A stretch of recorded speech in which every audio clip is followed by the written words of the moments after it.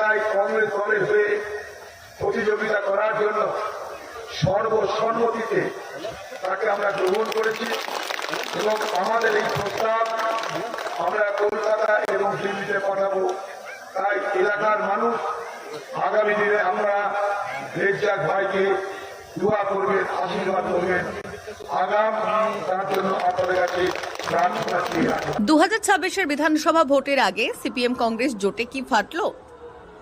শুভঙ্কর সরকারের পথে অধীর রঞ্জন চৌধুরী। জলঙ্গি বিধানসভা ঘিরে শুরু জোর জল্পনা।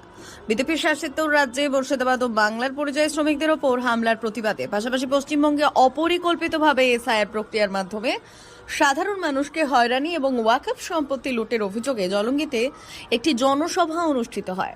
সেই সভায় কংগ্রেস নেতা অধীর চৌধুরীর সাম্প্রতিক বক্তব্যে মিলল জলঙ্গি আসনে কংগ্রেস প্রার্থী ঘোষণার স্পষ্ট ইঙ্গিত। আগের অর্থাৎ 2021-এর বিধানসভা নির্বাচনে এই আসন সিপিআইএমকে ছেড়েছিল কংগ্রেস, কিন্তু ভোটের আগে সমীকরণ বদলের আভাস। জলঙ্গি নিয়ে আশাবাদী কংগ্রেস শিবির। দলীয় সূত্রে খবর, এবার আর আসন ছাড়তে নারাজ কংগ্রেস। এই আবহে জলঙ্গি কংগ্রেস ব্লক সভাপতি আব্দুর রাজ্জাক মোল্লা প্রার্থী হওয়ার স্বপ্ন দেখছেন বলে রাজনৈতিক মহলে আলোচনা তুঙ্গে। যদিও জোট নিয়ে এখনো আনুষ্ঠানিক ঘোষণা নেই, তবু অধীরের বক্তব্যে বাড়ছে জল্পনা। 2026-এর লড়াইয়ে জলঙ্গিতে কি একক পথে হাঁটতে চলেছে কংগ্রেস? তাহলে কি শুভঙ্কর সরকার অর্থাৎ প্রদেশ কংগ্রেস সভাপতির পথেই অধীর? সব মিলিয়ে ভোটের আগে জোট রাজনীতিতে নতুন টানাপোড়ে। নজর এখন কংগ্রেস সিপিএম শীর্ষ নেতৃত্বের সিদ্ধান্তের দিকে।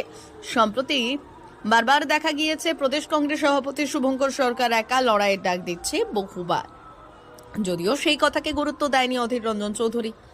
মালদা মুর্শিদাবাদের মতো জায়গায় অধীরের মুখে বারবার সিপিআইএম এর নাম শোনা যায়, তবে জলঙ্গি চিত্রটা একেবারেই আলাদা হয়ে গেল।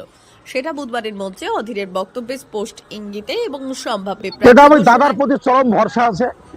আজকে আমার মনে হয়েছে যে আমার তো বয়স হয়ে আসছে, দাদা মনে করেছেন আমার তো দাদার প্রতি আনুগত্য আছে। আপনারা সবাই জানেন যে কংগ্রেসের রাজনীতিতে বহু জনের টলমল করে বাড়িছে, কিন্তু আব্দুর রাজ্জাক মোল্লা একমাত্র ব্যক্তি।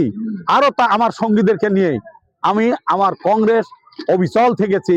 অধীর রঞ্জন চৌধুরীর প্রতি আস্থা রেখে সেই আস্থা উনি আজকে প্রকাশ করলেন প্রকাশ্য মঞ্চে।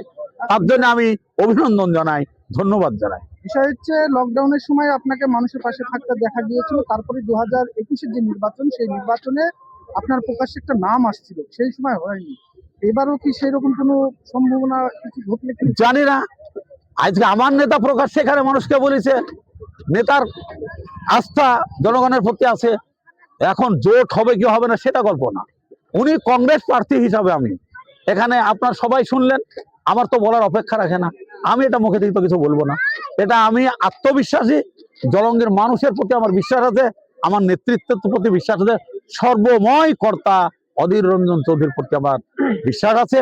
আপনাদের এই ভিডিওগ্রাফি রাহুল গান্ধীর কাছে পর্যন্ত পৌঁছাবে আমার দাদা এই জলঙ্গি বিধানসভা কেন্দ্রে, এই ব্যাপারে আমি নিশ্চিত। ধন্যবাদ।